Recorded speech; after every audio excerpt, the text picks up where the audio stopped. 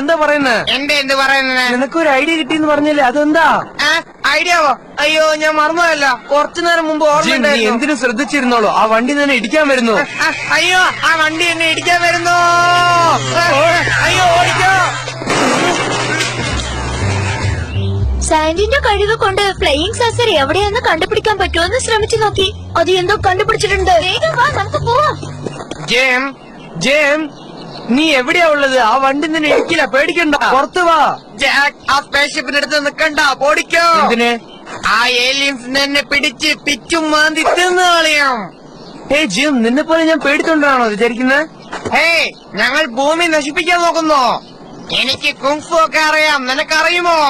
ഞാനിപ്പോഴെന്താ ചെയ്ത് നോക്കിയോ? കേക്കടാ, ഒന്ന് അടങ്ങിയിരിക്കേ. അത് എന്താന്ന് ഞാൻ പോയി നോക്കാം. എന്ത്? ഇത് സ്പേസ്ഷിപ്പ് ഒന്നല്ല. ഓ, അങ്ങനെയാണോ ജാക്ക്? ഇതൊരു ഡമ്മി പീസാണ്. ജിം, ഇതിനെ കാണാൻ സ്പേസ്ഷിപ്പിനെ പോലെ ഉണ്ടാവും, പക്ഷെ ഇത് സ്പേസ്ഷിപ്പേ അല്ല. ഇതിന്റെ ഉള്ളിൽ എന്തൊക്കെ ഉണ്ടാവോ അതൊക്കെ നമ്മൾ കണ്ടുപിടിച്ചേ ആവണം. പിന്നെ ഈ വണ്ടി കാണാൻ നന്നായിട്ടുണ്ട്. അതെ. പിന്നെ ഞാന് ഇത് കാണാൻ എങ്ങനെയുണ്ട്? അയ്യോ, നീ പേടിച്ചു. കുറച്ച് ഞാൻ പേടിച്ചു. പക്ഷെ ഇന്നാണ് ഇത് ചെയ്ത്. കണ്ടില്ലേ സമ്മ? ഗുഡ് ബൈ സാൻഡി, നീ ഫ്ലൈയിങ് സാസറിനെ കണ്ടുപിടിച്ചല്ലോ. എന്ത്? നിങ്ങൾ സ്പേസ്ഷിപ്പിന്നോ? ഇതൊന്നും നിന്റെ അല്ല, ഞങ്ങളാണ് കണ്ടുപിടിച്ചത്. ഇത് ഞങ്ങൾക്ക് സ്വന്തമായ വസ്തുവാ. ഞാനും സോമന ഇത് കണ്ടുപിടിച്ചത്. ഓ, അങ്ങനെയാണോ? എന്നാ നോക്കിക്കോ, എല്ലാരും കേൾക്കൂ, ബോയ്സ് ആൻഡ് ഗേൾസ്. ട്രേസിയും അവന്റെ ഫ്രണ്ടും ഈ വണ്ടി വെച്ചിട്ട് പബ്ലിക് സ്ഥലത്തിൽ കളിച്ചതുകൊണ്ട് ഇത് വളരെ വളരെ തെറ്റാണ്. ഇതിലെന്താ തെറ്റുള്ളത്? പെർമിറ്റ് ഇല്ലാതെ വണ്ടി ഈ പബ്ലിക് സ്ഥലത്തിൽ നീ കളിച്ചതുകൊണ്ട് ഞങ്ങൾ സമ്മതിക്കില്ല. പിന്നെ നിനക്ക് ശിക്ഷയും കിട്ടും. പറയണതൊന്ന് ശ്രദ്ധിക്കൂ, ഇത് ഞങ്ങളാ നിർമ്മിച്ചത്.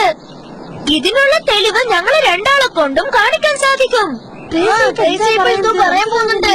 നിനക്ക് പ്രൂഫ് ചെയ്യാൻ പറ്റില്ല. പറയുന്നത് സത്യമാണ്. നിങ്ങൾ പ്രൂഫ് ചെയ്ത് കാണിക്കൂ. വേണോ? എങ്കിൽ ഇവിടെ വന്ന് നോക്കൂ. Tracy flying saucer made by Tracy Soman. എന്റെ സോമനെ ഇതൊന്നും ഞങ്ങൾ വിശ്വസിക്കില്ല. ശരി, എങ്കിൽ ഇതിനെന്ത് പറയുന്നു? Aliens mask. ഞങ്ങളെ പേര് ഇതിലുണ്ട്. ഇതൊന്നും ആരും വിശ്വസിക്കുകയില്ല. നിങ്ങൾ പറയുന്നത് ആരും ഞങ്ങൾ വിശ്വസിക്കുകയില്ല. ശരി, നിങ്ങൾ രണ്ടുപേരും വിശ്വസിക്കാൻ വേറെന്താ വഴി? കുറെ വഴികളുണ്ട്, പക്ഷെ നിങ്ങളൊരു റൂൾസ് മറന്നു. അതെ, അതൊരു മുഖ്യമാണ്. എന്താ അത്? എന്റെ അടുത്ത് ചോദിച്ചാ? അത് എന്റെ അടുത്ത് ചോദിച്ചാ? എന്റെ അടുത്ത് ചോദിക്കോ. എന്റെ അടുത്ത് ചോദിച്ചതിന് വളരെ നന്ദി. ആ റൂൾസ് എന്ന് വെച്ചാൽ നിങ്ങളെ കട്ട് ഞങ്ങൾ വലിയ ആൾക്കാർ കൊണ്ട് ഞങ്ങൾ എന്ത് വേണമെങ്കിലും ചെയ്യാം.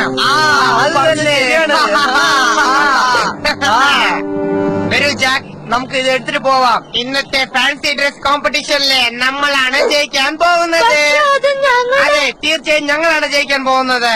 നിങ്ങൾ വന്ന് എന്തു പറയാം, വിന്നേഴ്സ് ഓപ്പോസിറ്റ് എന്താ നിനക്കറിയില്ലേ? നിങ്ങളാണ് ലൂസർ.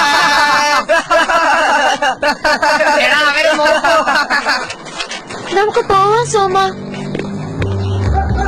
അത് പോയാ പോട്ടെ ട്രേസി, നമുക്ക് വേണമെങ്കിൽ വേറൊന്നും ഉണ്ടാക്കാം.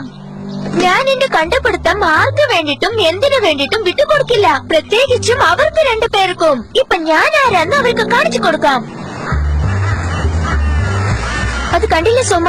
അവിടെയാ നിർത്തി വെച്ചിട്ടുള്ളത് നമ്മുടെ ഫ്ലൈയിങ് സാസറ. തിരിച്ചു വെച്ചോ. ഇപ്പൊ എന്താ ചെയ്യേണ്ടത്? അത് കീഴ് ലൈറ്റ്സ്.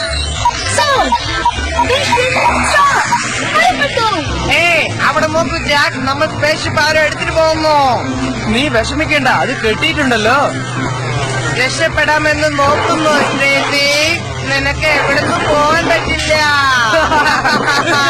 ഇങ്ങനെ എന്തെങ്കിലും സംഭവിക്കുന്ന എനിക്ക് അറിയാം. അതിനുവേണ്ടി ഞാൻ അതിലൊന്ന് സെറ്റ് ചെയ്ത് വെച്ചിട്ടുണ്ട്. എന്താണ് ഇങ്ങനെ ആടുന്നത്? അയ്യോ ട്രേസി,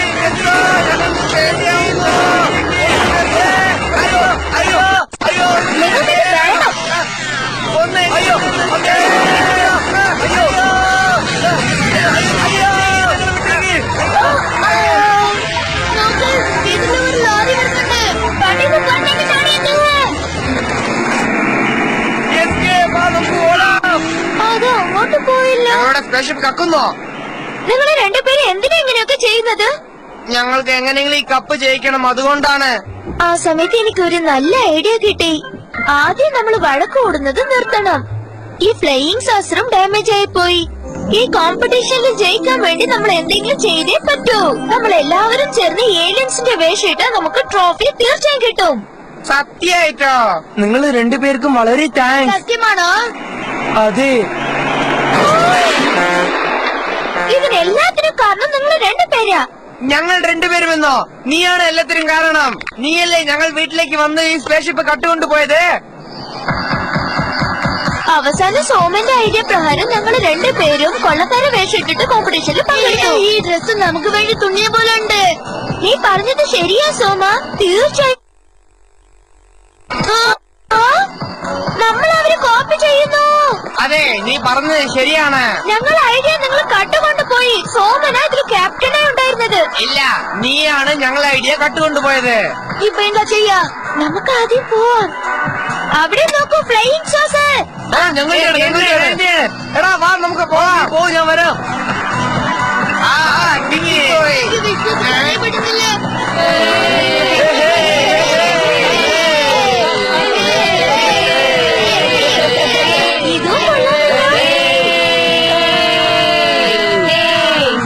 എനിക്കൊരു കാര്യം വളരെ ഇഷ്ടമാ. അതെന്താണെന്നറിയോ? അതാണ് സൈക്കിൾ ഓടിക്കുന്നത്.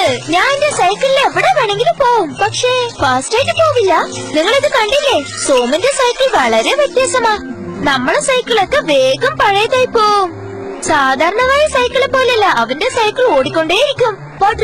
നമ്മൾ അവിടെ പോയി സൈക്കിൾ ഓട്ടാം.